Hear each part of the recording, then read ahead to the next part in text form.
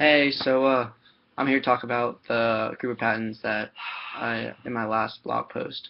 Um, so I want to talk about anticipation obvious in these patents, and mainly I want to start from the beginning and go to the end. I'm just going to hit on the two main ones. So the first one was had a priority date in 1948, and so this was basically your everyday paper, cardboard, thermal sleeve that you just fit a cup onto, and it insulates hot, cold, um, with a few with I mean there's many issues to this. It was made of paper, so it wasn't biodegradable, and it fixed the foam problem, but there was still lots of production of it, and it didn't really work for cold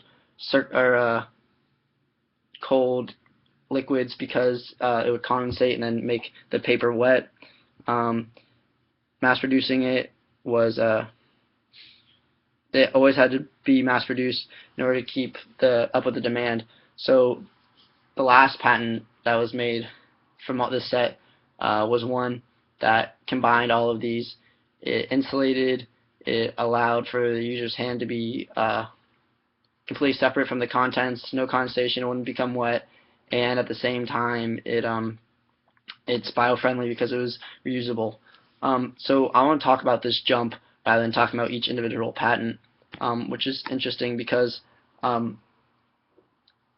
obviousness or anticipation in this patent is like non-existent.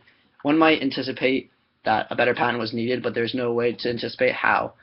There's lots of different fields this patent pulled from in order to create this, and so in order to combine this was an ingenious invention, and so the patent should have been granted. And when it comes to obviousness, um, I don't know if experts, even in many different fields, if they came together, they could create this. It was very unique in that sense because it pulled from a lot of places and knowledge in order to make this patent. So I don't think this patent was obvious at all either. And so this huge jump from one filed in 1948 and one filed in 2014, and there's just a continuum between that of each continually building on it slightly, which is very interesting. And the anticipation, obviousness, and how it worked was that one person just comes up with an ingenious idea after the next in order to fix one problem, then the next, then finally the last patent fixes all the problems and combines all of the prior art, not obviously and without anticipation, but it worked. So this is anticipation, obviousness of these patents. Thanks.